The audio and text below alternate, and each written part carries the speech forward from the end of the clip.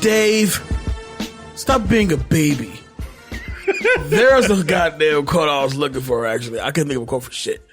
Not like I already told you, like, walking into this, I was like, this is not a very quotable Look, I can't think of a quote for nothing, but I finally got one, though. That's what happens when you're all grown up. When you're all grown up. Welcome back to the Classics, the cinematic movie podcast that takes you back to the iconic films of 20 years ago. I am your guy, Jay Alonso, and with me, of course, is my dude, David Danger Neff. What's going on, man?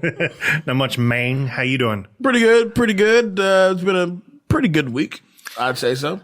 It's, it was closed, so it's the beginning of the month, which is always the worst point for me. It's, I guess I go on my period or whatever. No, I'm just kidding. No, it's because of my job. It's when we're our most busiest, basically. And the weather is not complimenting none of this at all. It's If you live in Las Vegas, you know what we're talking about. We're literally like... It's Canada warm. It's... All right. Well, it's also cold and gloomy, and it's supposed to rain like now, and we're just trying to stay warm in these cold times. But damn, Vegas, I always tell people, right? Like, Vegas is either hot as hell or cold as hell. There's really no in between. Like, the hotter the summer is, the colder the winter is. Okay, I can get down with that. I think... when it really gets cold out here, it's when it starts getting windy because there is nothing covering. It doesn't matter how much development there is. When it gets windy out here is when it gets horrible. People don't understand, like when they call Chicago the Windy City. All right, I have a problem with that because like last year we had basically hurricane-like winds.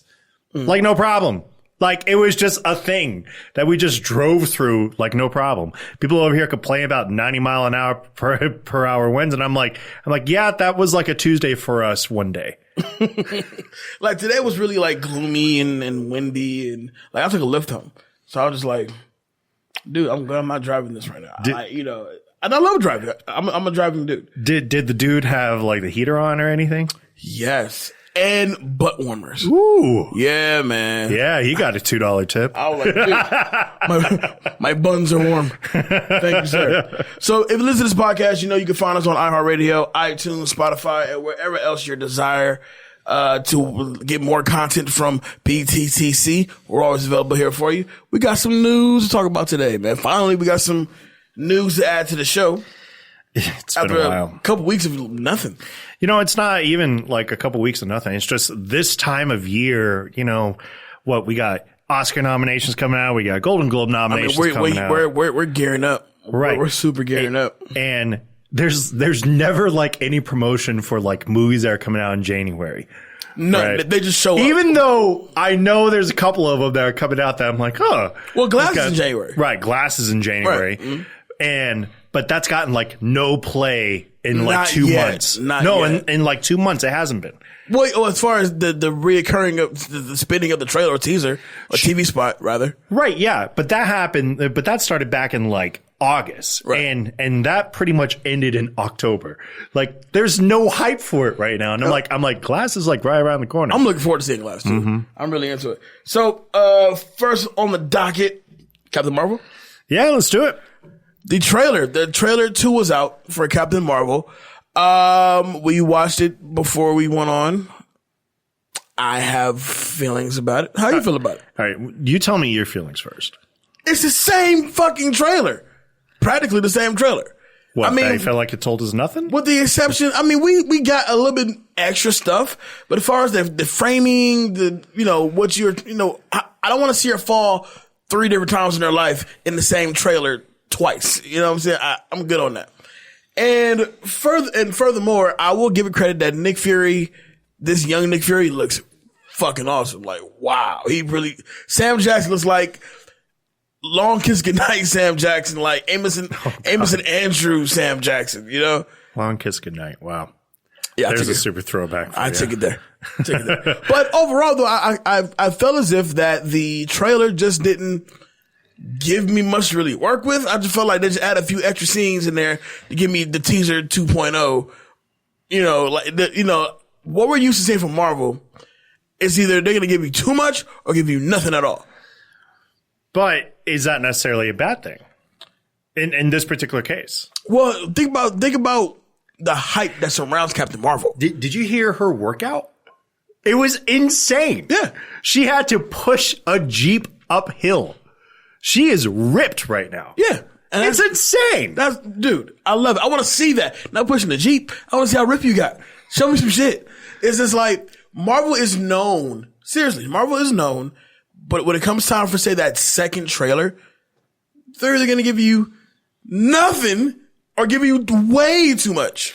But it's one of those things where it's like, I think Marvel is at this point where they don't really need to say much anymore. Like, hey, we got a new superhero that's coming out. Are you interested? That's fine. And if that's the case, give me a teaser. Let that be that. I don't want to see a trailer. I don't need no TV spots, no featurettes. Give me the teaser. Give me the movie. I kind of wish all they would do is just do stills of the movie instead of actually like showing something. Like they have the picture of like Carol Danvers, right? You know, and then they have the picture of Samuel L. Jackson, but none of them are acting. It's just a still. So it makes you literally go like, what the fuck is that? Is that Sam Jackson with hair? You know, and then you just have like a narrator in the background be like, Carol Danvers comes in May 2019, you know, or whenever, March 2019. And really, if you think about what's riding on this movie, you know, leads into Avengers 4. But, okay, my issue with that argument is that regardless that we haven't gotten the Avengers 4 trailer yet, that movie is going to break records. Like, no doubt about it. So it's almost kind of like it was okay not really like overhyping this movie so much. But I've always said this.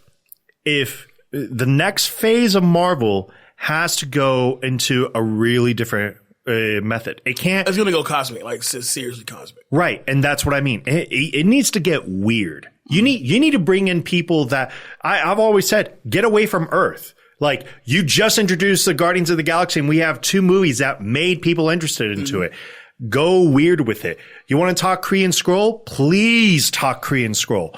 But it's like, I don't need a Spider-Man in New York, which obviously Far From Home, which we're going to transition into here in a second.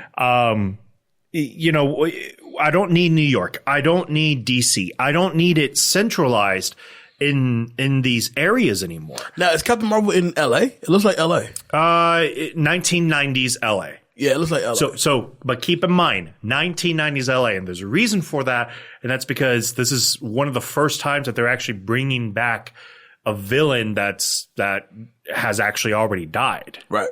With Ronan the Accuser. Right. You know, so it's definitely going to be. I'm interested. I'm interested to see where it's going to go. I like movies that kind of talk about nostalgia a little bit that don't really need like a prequel. Because like that was one of the arguments on Ant-Man and the Wasp. It's like, okay, well now we know why you're not in Avengers. And that's it. Like that was the argument. That's basically all you did to really satisfy curiosity. Like, so this is where you've been. Right. So thank you. I just watched 2 hours of you not being in Avengers. Thank you.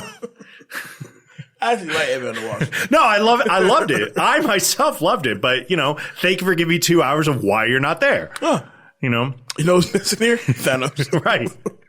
Oh, you came in the end. Oh, gotcha. Oh, gotcha. All right. Thanks. Cool. Thanks. I really needed that. Captain Marvel drops what next? March. Yeah, and then we have Avengers in May. Right. So it's going to be the same thing they did this past year with Black Panther dropping, and now they're kind of shortening the time period a little bit. Definitely. Because if you remember, Avengers dropped last week of April and Black Panther dropped in February. This is just following that same timeline, only happening just a month later, technically. Right. So let's transition into that Far From Home. Yeah. Far From Home. Spider-Man Far From Home, which is also next year. Right. Almost it's August of next year, isn't it? Now, there's a lot of different rumors that are kind of coming out with this. There's talk of a time skip, which I don't know how I feel, because they need to basically talk about how everybody reacts after Infinity Wars is up. Because everybody already knows. Everybody knows that certain characters are going to be back, certain characters are not going to be back. whether there's some finality on some of these characters. For example, they haven't officially stated what's going to happen to Captain America yet, or Iron Man for that matter. But there's a growing sentiment that they're going to be gone. Right. Anyways, the big news that's dropped from Far From Home is it's now confirmed that Jake Gyllenhaal is playing Mysterio, which I'll tell you why I'm interested in. Because when we had the Amazing Spider-Man 2 come out, the post-credit scene, they talked about the Sinister Six, which was interesting, which is an interesting like concept because it's basically the Avengers of bad guys in Marvel. But specifically Spider-Man characters. So let me be fair, they're not nearly as powerful as what the Avengers brings, but collaborating together, they're actually quite deadly. We also know that there's high evidence of Scorpion probably going to be in there. So again, this is kind of one of those things where they may actually build into this.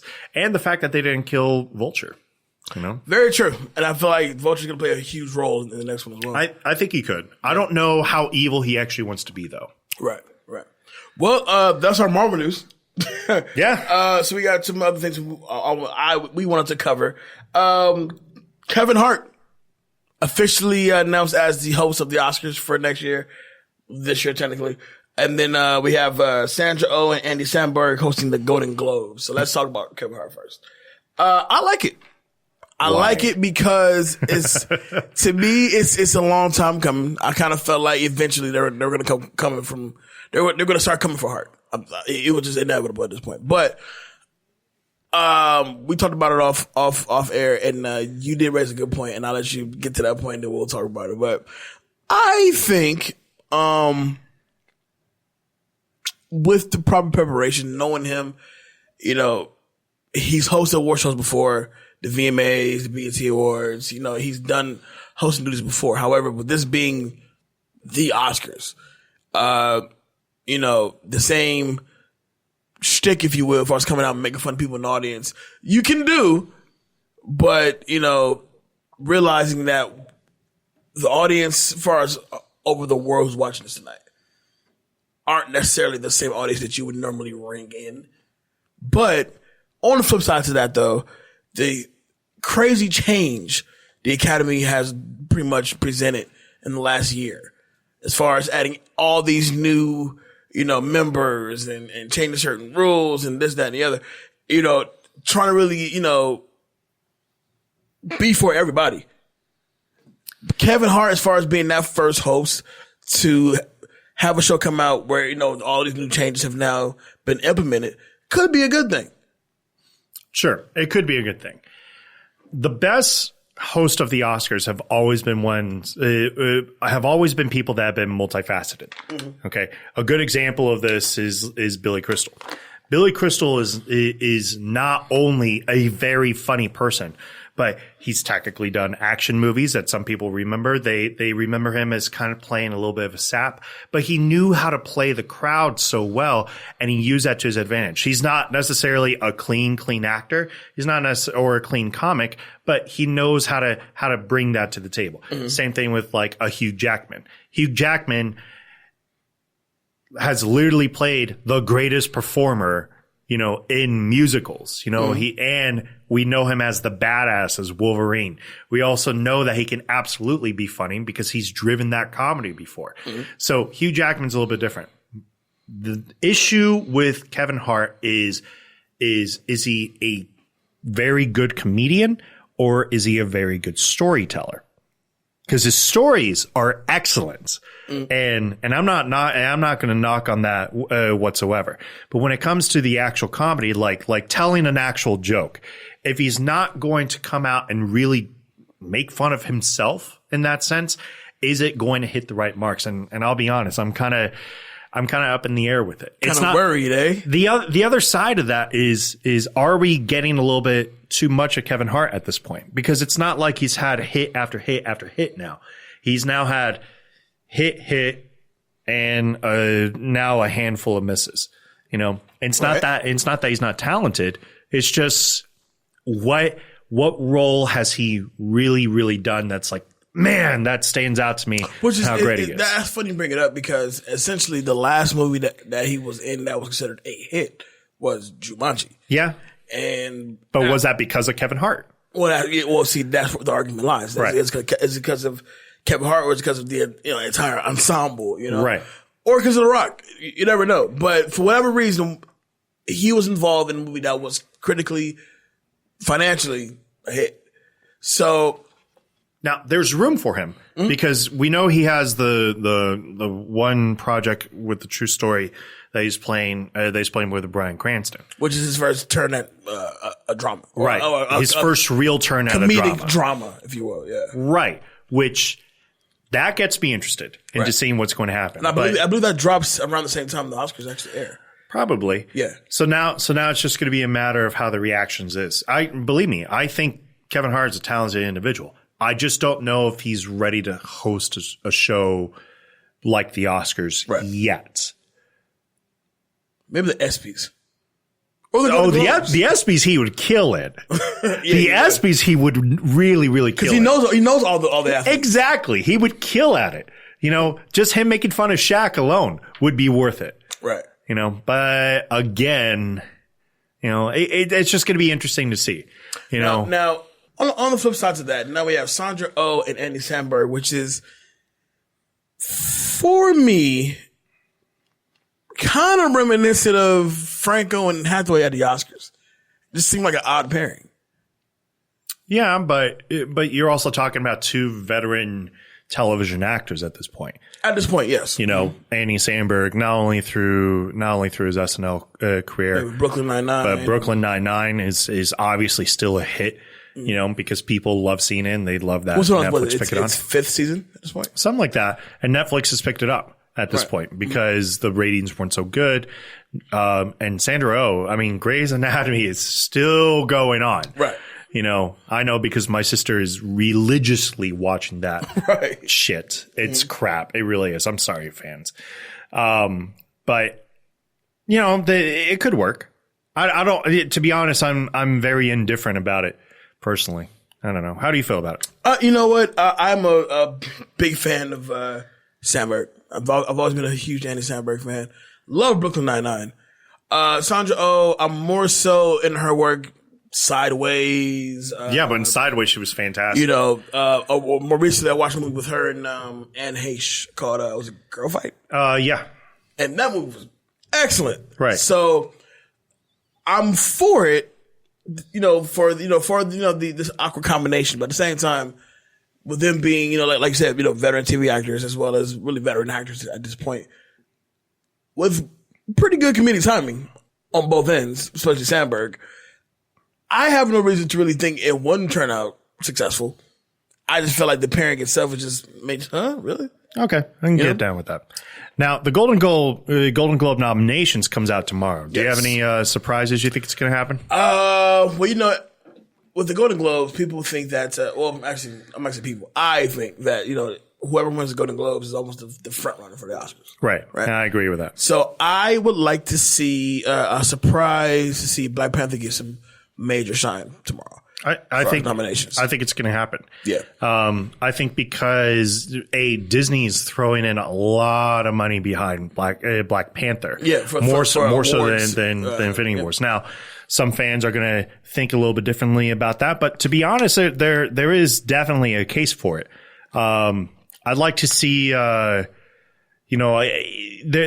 some things that I'd like to see in terms of surprises, in terms of seeing, some of these kind of B movie. I don't want to say B movies, but these movies that really did not get as much attention, like Searching, for example. Funny you brought that up because I actually have a B movie as a surprise for me if this happens. Now, we have nothing to stand on this, but I would be 100% jaw dropped, shocked if Sorry to Bother You gets in there. Yeah, I would be shocked. I would be shocked. I would love it, but I would be shocked. What would be really good though, for like adapted screenplay and stuff like that, The Hate U Give. Yes. Yeah. Definitely. That definitely. But that's what I mean. Like, there's just not a lot of attention to it right now. Right. That Searching, and there's a couple of movies that we caught this year that we were like, you know what, that really wasn't that wasn't bad. Mm-hmm. that I would like to see get a little bit of attention. Yeah, but I finally seen Blind Spotting, and I would love for this movie to get some kind of attention. yeah, I heard it's excellent. It's an excellent film, excellent movie. So we'll see. But By the time you guys hear us on the next episode, we'll be talking about it. oh man, I can't wait for the next one. We'll be talking about it. So, last but not least, on our movie news, my favorite Will Ferrell character, and mind you, we talk about all of Ferrell's iconic characters at this point: Ricky Bobby, Elf, Dale, or is he Brendan? He's Dale, actually. No, he's Brendan. He is Brendan. He's Brendan. He's Brendan. He's Buddy the Elf. We're talking. What's his character's name in The Nice Guys? The other guys. I can't remember the name of the other guys, but Jackie Moon from Semi Pro. Oh my God, Steve Butabi. Iconic characters of Will Ferrell. He has now come up with this genius plan to turn Ron Burgundy, which is my favorite Will Ferrell character, into a fucking podcast. We're not getting Anchorman 3 anymore. Anchorman 3 is dead. But the Ron Burgundy podcast has been born. How was Anchorman 2? I never got around. I love Anchorman 2. I never got around to catching. Actually, Will Ferrell and Anchorman and the Anchorman franchise has been, in my opinion, his best. Will Ferrell at his best is Anchorman. You know what I mean? His Mark Wahlberg, Will Ferrell stuff. I love other guys. The Daddy's Home movie's fucking horrible. I like the first one. Nah, I'm all right. The second one's whatever. But the first one, I thought that there was a legitimate funny scene in that movie that I was crying. No, when they're at the doctor. In the first one? In the first one. When they're at the doctor and like the doctor goes and he like looks at his he looks at his dick and he's like, see, all that's just like a mess, And he calls over Mark Wahlberg and he goes, see, look at this guy. And he grabs it and he looks like he's grabbing a soda can and he lifts it straight up. You can't see it, but you see the hand motion. Oh God, that shit killed me. Well, you know what? I will say this though, as far as like those pairings, Will Ferrell and John C. Reilly are now 2 for 2. Mm-hmm. We have to see what Holmes and Watson does. But for me, they're pairing together. They're definitely 2 for 2. I love Step Brothers. Love Talladega Nights. So we'll see what happens with Holmes and Watson. But that's our movie news for the week. We spent 20 minutes on that shit. You know what? That's not bad. I was really hoping that I wouldn't go too far, but we're getting better, guys. We're gonna stretch it out because of the movie we're gonna cover today. But it's all good. Let's get into some 2-minute drill action. Finally bringing back 2-minute drill. How long has it been? It's 2 months. Has been. Oh my God. Yeah, I'm ready to see what's going on. It's kind of. Oh, by the way, I was at work today, and we were in a training session, right? Right. So the guy that trains is a super cool dude. He's also a movie nerd too. Listen to the show. Shout out to John. He knew I would win this game, and so he had a movie trivia game. In between each session, we had, us as a class, we had this movie trivia game, and people got pissed at me because I knew everything. It was like, one was, movie one-liners. Dude, I was shouting out shit before you could read. Too easy. When I was on my cruise, they had like this whole like movie thing as well. And the idea they did this, like they blurred out the picture of the person and they were going to start piecing it in, and you just shout out the answers and all they would do is show the role they play, not the name of the character, but the role that they played. Yeah, I didn't miss one. I was like, Angelina Jolie, and they're like, oh yes, to the sir in the back, thank you so much. And then the next one was like, I think it was Robert De Niro. I was like, Robert De Niro. They're like, sir, other people need to play this game too. Like that's how like the whole team was looking at me like, trust me, our side, it was like 5 of us on one side and like 12 on the other side. We've been like, dude, like 12. It's like 2. We should totally do like a game night, where we go to a bar and do the movie trivia. And let's see what happens. We may get to a fight. We're like, you fuckers are cheating. Right. Like, how are we cheating? Anyway, 2-minute drill.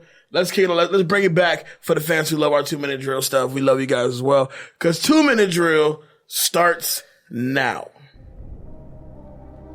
All right, who voices the Reptar Wagon? Wow, that is a really good one. 2, 1. Busta Rhymes. Did not know that.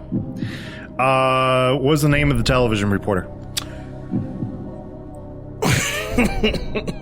3. I want to say Trisha Talking Now. I was completely 2, wrong. 1. Rex Pester. Rex Pester. That's right.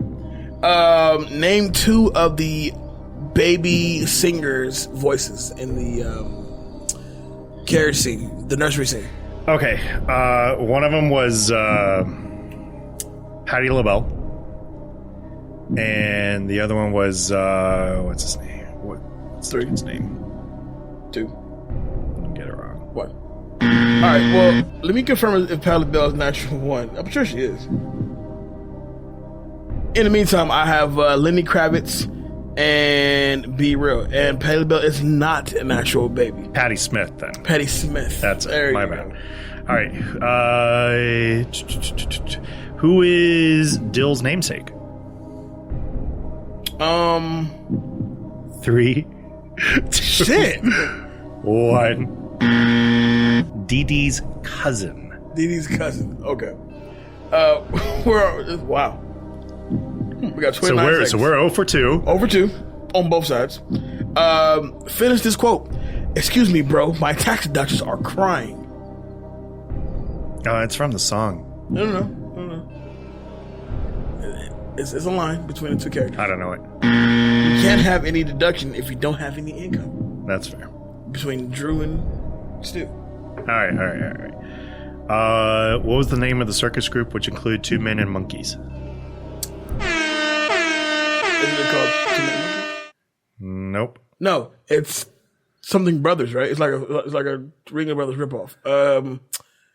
3, 2, 1. Banana Brothers. Brothers. Still undefeated for this year. We've had 2 ties, and I've swept you. Today was definitely a tie. Today was definitely a tie. Man, that was bad. That was awful. This is like our childhood, too. If you don't know what movie we're talking about, which we badly sucked at, we're taking it back to 1998, November 20th to be exact. The Rugrats movie, the first Rugrats movie Nickelodeon ever produced. That's right. It was also the... I think it was the first movie Nickelodeon ever produced that was animated. I want to say animated, yes. That was animated. Yeah, I think the first Nickelodeon movie was Good Burger. Yeah, because Good Burger was the first Nickelodeon movie, but animated, I think it was Rugrats. Yes. Man, think about that. Because they dropped that back to back. Because Good Burger came out in 97. 97, yeah. Man, they're pulling in some change. They were going. Original release date November 20th, 1998. Shares opening weekend with last week's movie, Enemy of the State, and Waking Ned. The production budget was $24 million with a box office total of $140.9 million. They were the first animated movie that was not a Disney movie to crack 100 million. That's impressive. 59% on Rotten Tomatoes. That's generous. Yeah. So let's dive into the history of Rugrats. I was definitely a fan. So what? Rugrats came out in like 92? Yep, the first episode like 92. Right. Mm-hmm. And here was the best part about Rugrats. Rugrats talks about the basically this group of babies led by Tommy Pickles. You also had Chucky, Phil, Lil, and Angelica. Right, Angelica is a year or 2 years older than Tommy. And here was the best part about Rugrats. They held no shame, like, whatsoever. You know all the topics that are like big like button topics now? Right. Like breastfeeding? Yes. Yeah, no, they totally showed that in Rugrats. Now they didn't show like the nipple or whatever. But yeah, no, this Phil and Lil's mom like straight up just like pulled out whatever and like fed them like right there. Yeah. And it was cool. Like nobody cared. We didn't think nothing of it. Like, okay, this is normal. But not only that, but they had a Jewish father Yep. No problem. And they definitely hit on that. They had, you're going to have to help me out here, but Chucky's mom, I think, had passed away. Yeah, one of the episodes dives deep into a serious issue about Chucky's mom who passed away and him pretty much learning the fact that she passed away. Yeah. But accepting her in spirit, that's a heavy episode. Also, didn't Dee Dee make more money than Dee Dee made more money than Drew. Drew, yeah. Mm-hmm. Drew's the Stu. Mm-hmm. But I would think flip side of that also, because Angelica's mom was always on the cell phone and was always pulling all sorts of deals. Right. She looked like a casino host. But I believe Angelica's dad is Stu. Yeah, he's an accountant. He's an accountant. No. I think her mom's an accountant. You're right. So I take it back. Yeah. He is an accountant. You're right. I think he is an accountant. Sorry, there's a lot of stuff. But the thing with Rugrats, and back then, this is when Disney like pulled all stops for their TV shows. And what I mean by that is they talked about topics and they made it well known how they felt about it. Mm-hmm. You know, oh God, even the grandfather. They had the grandfather was a World War II veteran. Yes. And they totally talked about that. Mm-hmm. In fact, in this movie, they have a really, really screwed up joke on that. They said, really? Yeah, they said, what's his name? Grandpa, we'll just say Grandpa Pickles. That's what he is. Yeah. So they said, Grandpa Pickles, he'll sleep through anything. He slept through the war. And come to find out, he was at Pearl Harbor, and he was the guy who wound up sounding the alarm about the Japanese attacking. But he slept through the first bombs. Man. That is fucked up. Man. But they did. But that's what I mean. Like, Rugrats for me was that. Yeah, it was about the babies, but there was a lot of behind the scenes stuff that like they just talked about, and it was like, okay, cool. Like now what's, hot button topics, like, oh, we have to make such a big deal about this. Right. And it's like back then it was just like, nah, it can be just like this and everybody's cool with it. Cause you thought nothing of it, but the same people who were at that time children when Rugrats were around are now the ones who get so butthurt about certain shit. They're like, why is it such a big deal? Exactly. You know what I mean? Like, the original Rugrats crew, we got Tommy, Chucky, Phil, Lil. That was the crew, right? Your Offset, you got Susie Carmichael, who was mad cool. Yeah. You had, of course, Angelica, the cousin, who was a bitch. Yeah, but she was awesome. But she was awesome at the same time. But, that original crew was Tommy, Chucky, Phil, Lil. Right. Chucky was always Tommy's right-hand man. Absolutely. So the one thing that Rugrats always taught us was really about friendship. Yeah. And not only that, but growing up with your crew. Right. Growing up with your crew, yeah. And what that actually really looks like. And keep in mind, like, of course there's cute and funny moments in this, but they really wanted to drive that friendship meant everything. Which was incredibly important. And the thing is that, and you know what, I've been saying Disney, and I'm sorry, it's Nickelodeon. Because Disney wound up picking them up. Did Disney pick them up? No, I think ABC picked them up. ABC picked them up. For something special. I'm going to outgrow that. Right. And I keep saying Disney, and I'm sorry. And the reason why is because Disney is what really drives what kids watch nowadays. Mm. And to be honest, like, I don't know if it's necessarily better to what they're watching. Now, keep in mind, there's some messed up stuff that's out there, but it's like back then, it was simple. It wasn't about being messed up. It was about learning to accept things for what they are. Yes, people are different. There's nothing wrong with that. Mm-hmm. Susie Carmichael. Do you remember what the professions of her parents were? I do not. They were both doctors. So right. 2 black doctors. Again, nothing made about it. Right. Not a big issue. That's what was really great about it. It was just the norm. Right, exactly. Now, for me, and I'm sure you can agree, We come from the era that Saturday Night Nickelodeon or SNCC was the ultimate Saturday night lineup. Like your parents had your thing out was Friday and everything else that was popular at that time, but Saturday Night Nickelodeon, we're talking Doug, Rugrats, Our Real Monsters, Kablam, all that, Kenan and Kel, The Amanda Show. Even before those even come on, Are You Afraid of the Dark? Right. Salute Your Shorts, Double Dare, Guts. It's like, you want to talk about a time where our parents knew they could trust Nickelodeon to keep us quiet than a motherfucker. Yeah, no, you're absolutely right. Because if we weren't doing that, we were playing Nintendo and playing Sega Genesis or whatever. It. Right. But when SNCC came on, all that shit stopped. See, and it's so funny because it's true. Like no offense to what today's world has got going on, but the shows just don't have the same form of impact. It doesn't pull you as natural anymore. No, it doesn't. For us, all that was our Saturday Night Live. Oh, absolutely. You know what I mean? It was amazing. Yeah. I mean, In Living Color was out. Saturday Night Live has always been out. But growing up, all that was like our youth Saturday Night Live, had the musical guests and everything. Exactly. And so, side note, we talked about it off air. There's a movie coming out, there's a documentary coming out called The Orange Years. I believe it's called The Orange Years. They talk about that heyday of Nickelodeon. And God, I cannot wait to see it. It just sounds awesome. Yeah, it does because those moments. I remember spending some Saturdays just glued to the TV, watching whatever the next program was coming on.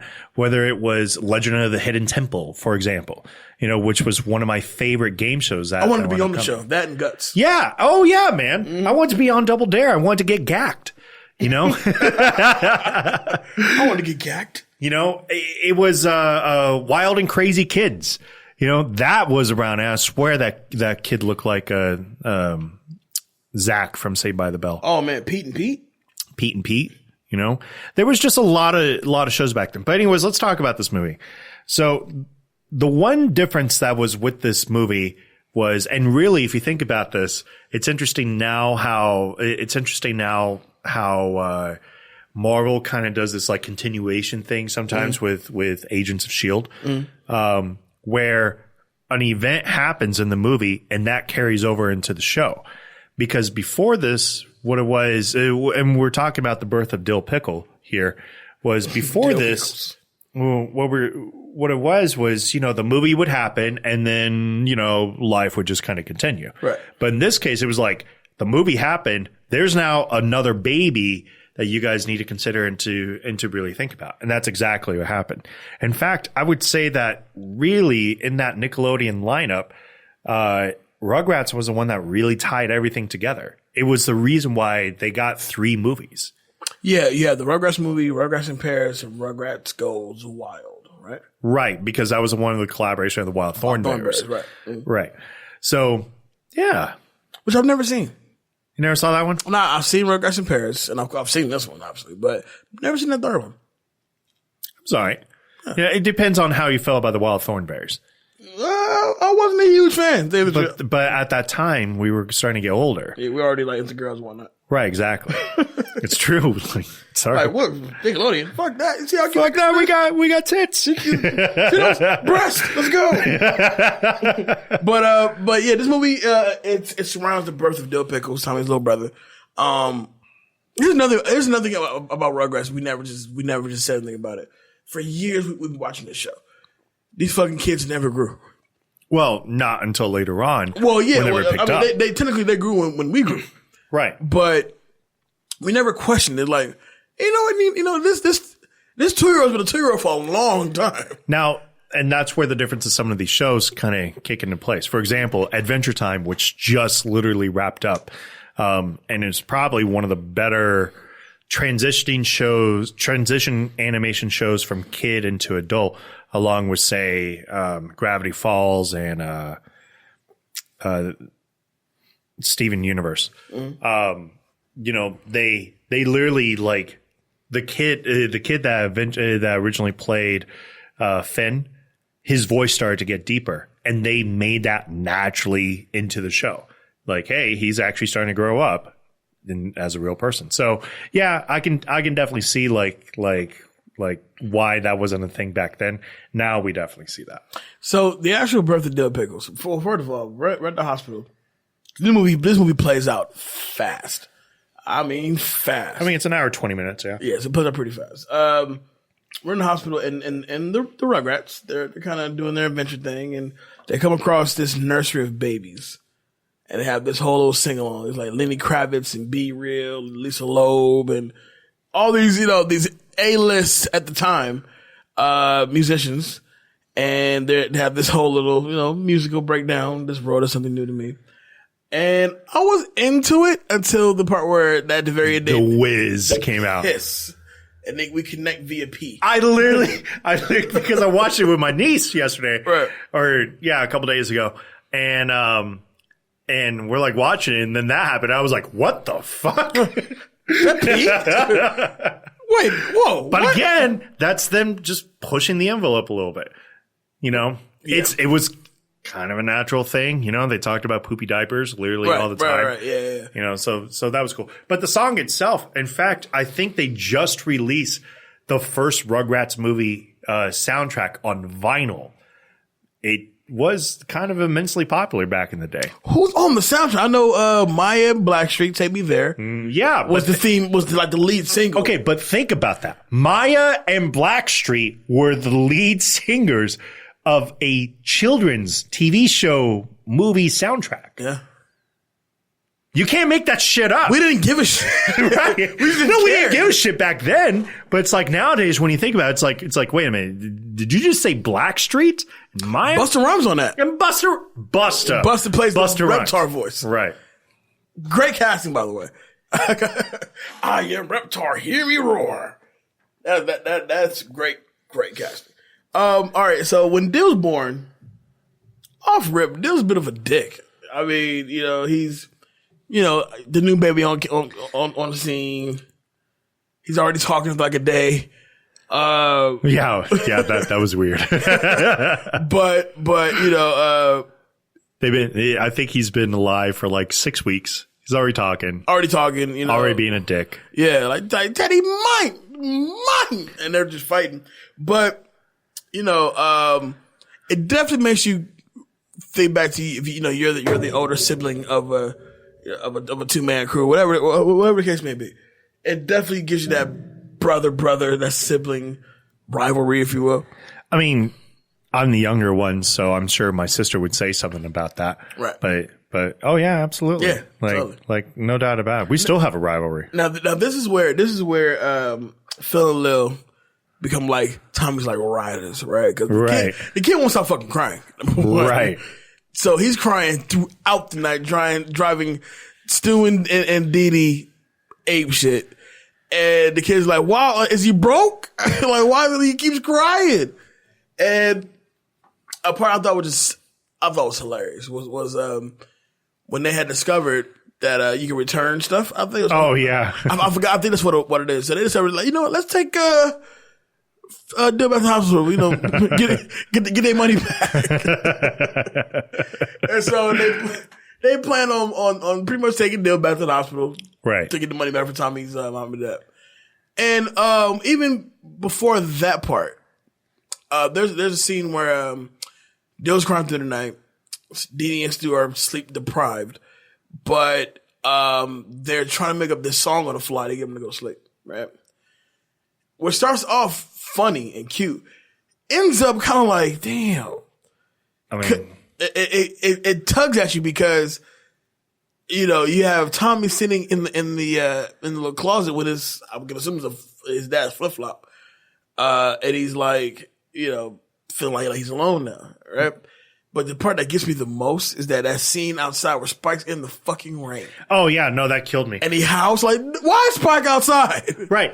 Because they talked about that in the movie. Like they said, oh yeah, because Angelica being the bitch, she was like, yeah, Spike was known as Paul before before Tommy got there, and he was the favorite, and then once you got there, over time, he just turned into a dog. And then you see him like saying outside, and I'm like, man, like poor Spike. you got to understand, guys.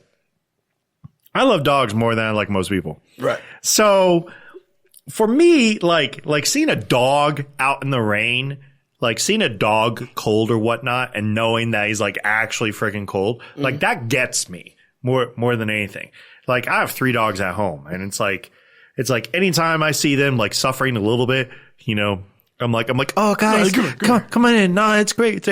My niece, she like hurt herself. I would say, well, why did you run into the fucking couch? Why running at all? No sympathy at all. Right. No sympathy. No. I'll be nice to pets. You got to learn to grow up and man up. I know you're a girl. I don't care. I don't give a shit. Be grown for a second. Be grown. Okay, so let's talk about the harsh parenting that these parents have to deal with. This is some shit parenting going on. But there's a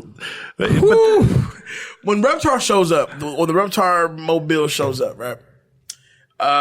They load Dill up to take him back, and then as Angelica, what's the name of the show Angelica's watching? I can't remember. Oh my god, me neither. But Dill slick.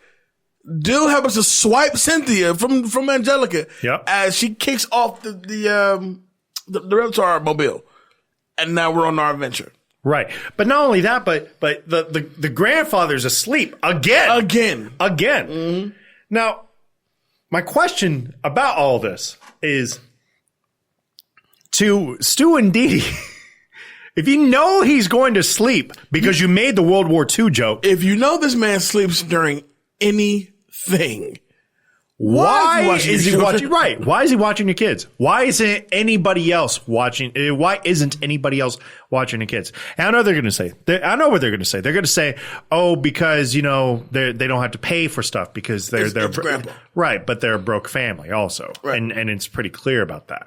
But it's like, man, like can't y'all take a day off or something? I mean, so we have these kids escaping near death situations all over the place for the next like 30 fucking minutes. And they're in traffic. They're bouncing from this to that. Let me give credit to the animation. Like even 20 years later, like I thought the animation was pretty well drawn. Yeah, I feel the same way. Yeah. But yeah, they're all over the place. But I want to talk about this Reptar wagon real quick because this shit was cool as fuck. Voiced by Busta Rhymes. It had arms that could extend out, and apparently it had a sensor that knew it was about to go into danger because it whipped itself around a pole. It fell into a river and turned into an aquamarine like float afterwards. Yeah. How is Stu broke? Because they are totally prepped to lose their children. I'll tell you that much. So even Stu's other invention, the pterodactyl mobile, he's over there just pedaling it. It's in the sky, and he's pedaling this thing, and it works great. And I'm sitting there, and I'm like, that would totally fly. Are you kidding me? How are you broke? How are you broke? You shouldn't be broke. How are you broke? Are you that bad of a salesman? You can't sell shit. Nah. So they land in the woods of all places. Not just was like off the cuff of like some road. No, this looks like Washington. Like deep woods. like this looks like, a day hike at least. At least a day hike. I'm like, wait a minute. So along the way, they lose Dill. Yeah. So credit to the writers of this movie, because to really make a movie like this and to convince parents, like, you know what, let's suspend all belief for a second. And this could really happen. I remember me being a kid, I'm like, damn, they got some crazy adventures out there. Like, these are fucking infants, by the way. And they're miles from home. Dee Dee and Stu should be in cuffs. Grandpa should for sure be in cuffs at this point. Oh, no doubt about it. And it's just like, so nobody's curious about nothing. Like, you know what I mean? But it just adds to the genius of really just harmless fun that Nickelodeon had always brought to us. You know what I mean? Right, of course. Even though they had the shit that definitely would push them like Ren and Stimpy. Wow. But Ren and Stimpy was a special show. A very special show. A show that really didn't belong to Nickelodeon. No. And that's why like Comedy Central wound up picking it up. Oh, you can have a TV and mail on that, no problem. Yeah. Oh man. I was like, whew, so you watching this? I'm watching bare ass on Nickelodeon. Wow, Whoa. So Tommy eventually finds Dill during a storm, and they got to take shelter under the tree. I like this part because this is when they get to really kind of bond as brothers. Right. And the reason why this is such an important scene is because Dill's been taken away. Tommy feels like he has to figure out his responsibility by his responsibility is what he says, to look over Dill. Mm-hmm. In the meantime, the other babies are like not sold on this whatsoever. Even Chucky's kind of wavering a little bit on this, and Chucky is super loyal. And right. but it's nothing wrong. It's nothing wrong with that. It's a fact that every single time he's around, he's always crying, right. And he's kind of a jerk. So when Chucky winds up getting in danger by some circus monkeys, and the backstory to that was that circus monkeys literally stole like a train or something like that, because the owners were whatever. It doesn't matter. It's Nickelodeon, okay? And they're basically in the same woods, all right? And that's all we're going to say about that. But during this entire time, like the baby's loyalty is kind of wavering a little bit because Tommy is really going out of his way to kind of help out his brother. And that scene is actually probably my iconic moment. That whole like under the treehouse scene, under the tree scene, during the storm. Yeah, when they're finally like bonding, and it's like that moment where you see frustration. It's like, my life was good before you got in here. Now my life has kind of gone all sorts of the place. Right. You don't get this blanket, you don't get this, but then he like remembers like why it's so important for him to like really figure it out. Yeah, no, it's a great moment. Responsibilities. Responsibilities. That's Responsibilities. Responsibilities. Yeah, I thought that scene, it got dark quickly too because Tommy finally does snap. Yeah. He says, fuck this shit. Oh yeah. And it's like, wow. And we've known Tommy to be that brave, courageous baby. You know what I'm saying? And the one who always really is the one who's game for pretty much anything. So, when he has to like kind of, man up and take care of his little brother, but like he's just so sick of his bullshit. And it's like, we're talking about infants, by the way. We're talking about 2 children. And he just snaps on Dill one day, but then realizing responsibilities. Right, of course. And the movie kind of goes on and now there's like this whole full search. The media has kind of like gotten itself into play a little bit, because the one guy that's just looking out for the big story, which is always kind of really interesting, especially nowadays how the media is portrayed. So I don't know. I really enjoyed that. But let me give a special shout out to Spike because that's a big homie. Because this is a homie, man. Not only does he figure out where to find these infants at a day out, but he's just so friggin' loyal to them and makes sure they're fucking protected the entire time. When the wolf pulls up. Right. Towards the end of the movie. Who's really your bad guy. Right. Towards the end of the movie, the entire point, the kids feel like they have to find the lizard, or wizard in this case, to basically ask for a wish to go home. Right. Right? Because they thought that's how it worked. Oh, children. Yeah, I know. So they eventually find what looks like a ranger tower, right? And that's where they were headed off to. And they're at this bridge. This is after Angelica is rejoined with the group, because she was there to basically find her Cynthia doll. This is after Spike finds him. And this wolf straight up comes out. And I mean, he is scary looking for an animation. Right. Yeah, he's full of teeth. Creepy as shit. Full of teeth. And Spike winds up fighting this wolf. This is like, he's like a shepherd. He's maybe a bloodhound. Spike's definitely a shepherd. Right. Easily. He's a shepherd. Right. So, just straight up, like fights the wolf, and there's the scene where it looks like Spike actually dies. But Spike might not. Like I kind of got a little emotional there. I was like, "What is this? Did you just kill the dog for the baby?"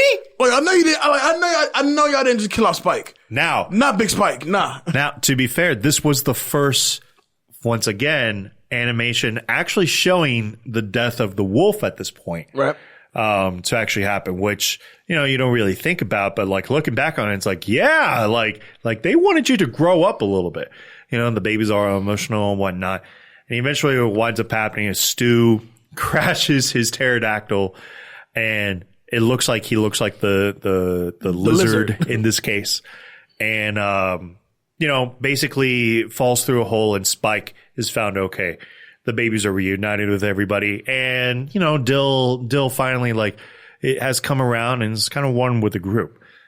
He's not part of the group. Right.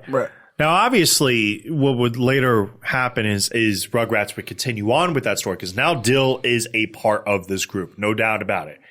But not only that, but they would be picked up by ABC, and they would actually go into middle school where they're 10 years old, you know, 11 years old.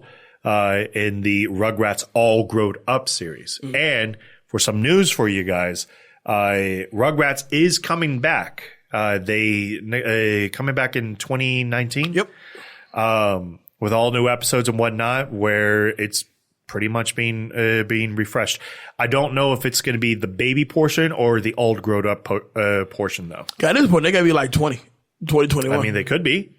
So, also in the post-credit scene, which I also found to be hilarious.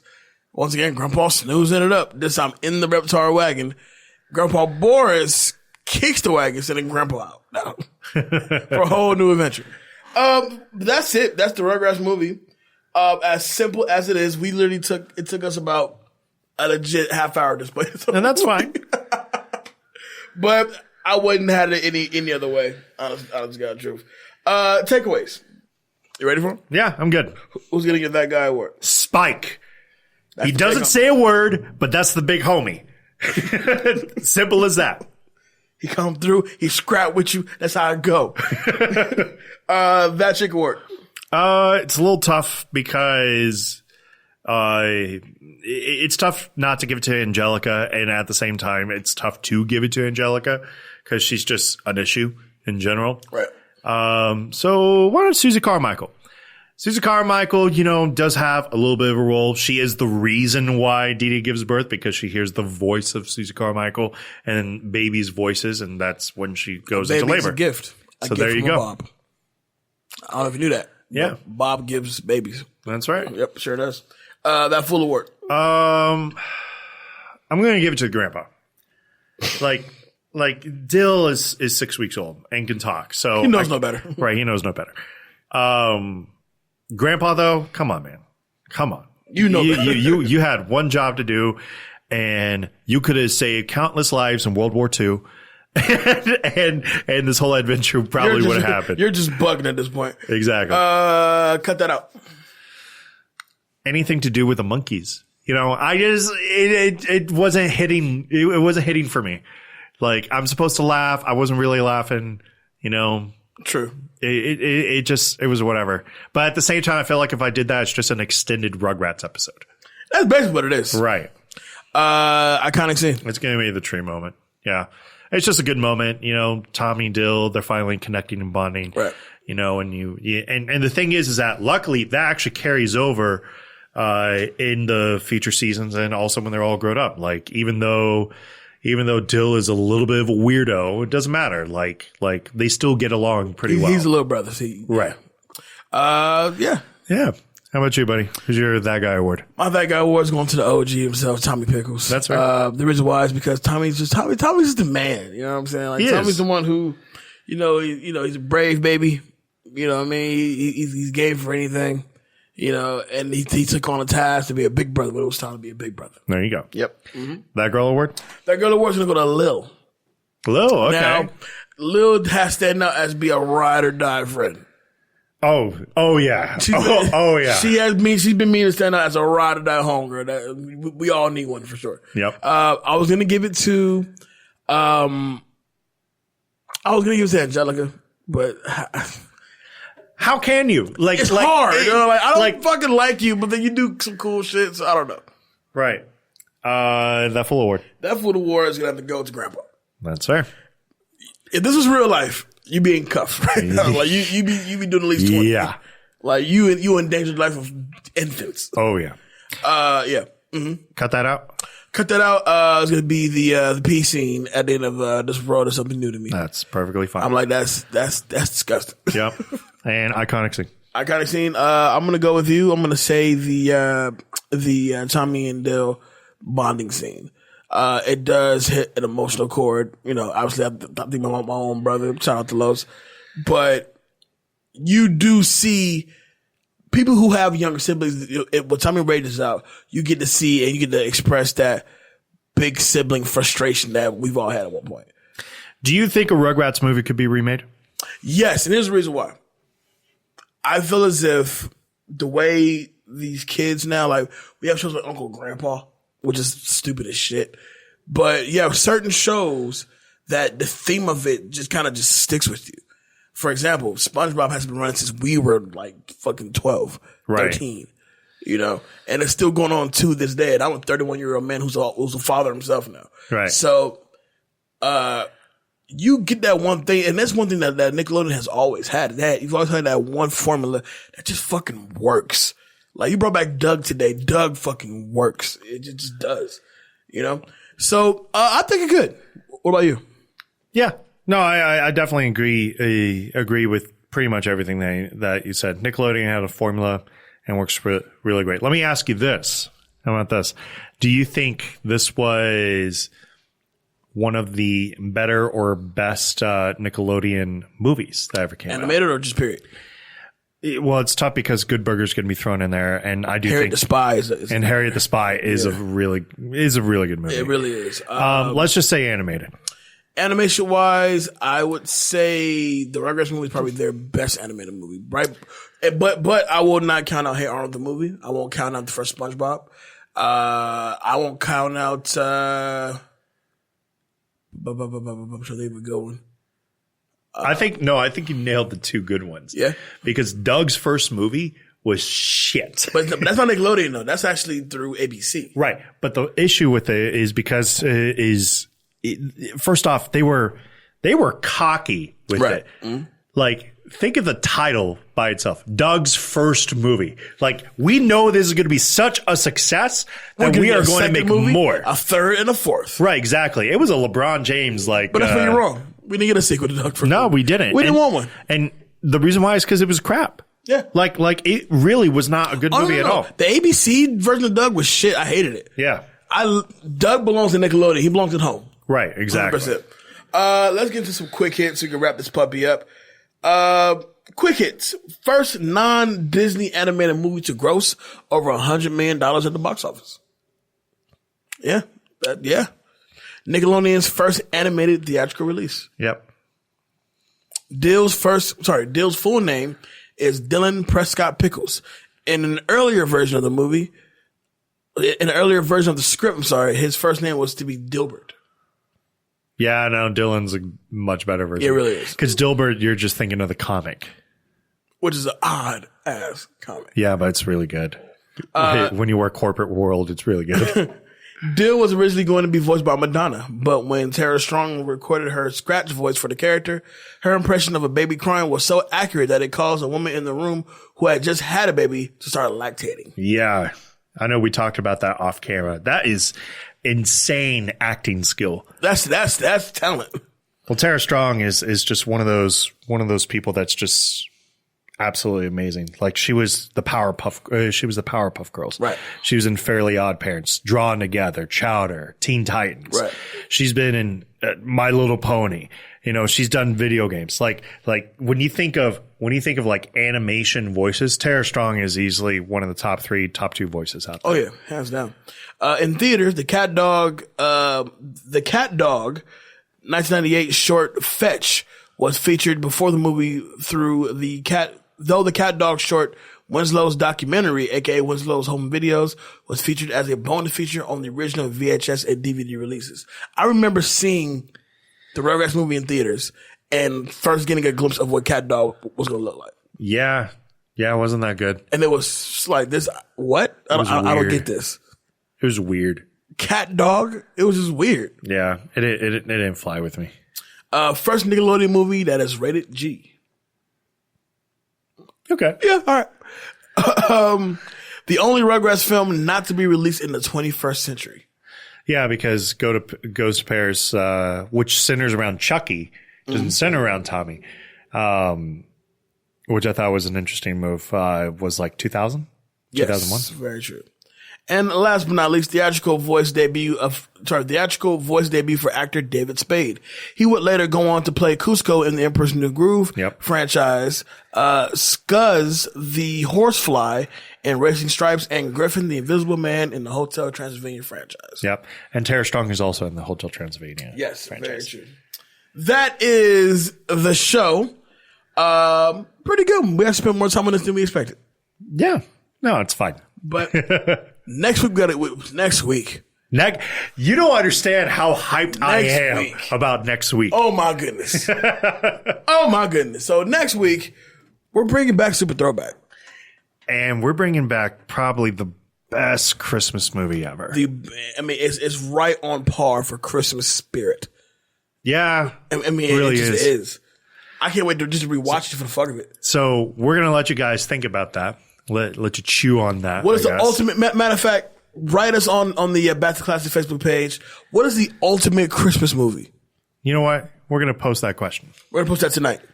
What is the ultimate Christmas movie? And we'll see if you're that close. Then we'll shout you out in the show. Say, hey, this guy was close or this girl was close. You probably won't get it, but it's fine. The ultimate Christmas movie. Jump on the Facebook page right now and give us your vote. We'll probably put some choices up there. See what happens. Yeah. Let's see what happens. Danger, David Danger, Neff. Where can they find you? You always find me on Facebook, Instagram, and Twitter at David Danger Neff.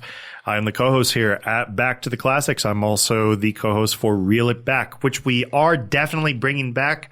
We have news that we really want to talk about, but we can't because we kind of got a special screening to something that's coming out. We can't talk about it. Very, very soon. It will be a very early release review for that movie. Oh, yeah. And that's all we're going to basically say. Next year, we definitely have a lot of big things that are coming up. We want to do more of an outreach to listeners to the show. So if you have ideas for movies that you would like to hear, or if you would like to be featured on the podcast, by all means, please hit myself or Jay up at David Danger Neff or at BTTC Podcast, or I am Jay Alonso. Jay, my co-host, the man of the hour. Where can they find you? You already covered it. You can find me on all the social media simply at I am Jay Alonso. That's Facebook, Instagram, Snapchat, Twitter. You talk to me and I'll talk back. Of course, what Dave just said, we got some great, cool things coming up with the show, with Beat Network, with Reel It Back, and just stick around. We got some good shit. Good shit. Once again, we love you guys. Thank you for always sticking around with us. We'll be back next week with a whole nother round of just two dudes bantering about movies. That's what we do best, because you guys like it and we'll keep on doing it. With that being said, I am Jay Alonso, and with me, as always, David Danger Neff. This is Back to Classics. See y'all next week. Peace.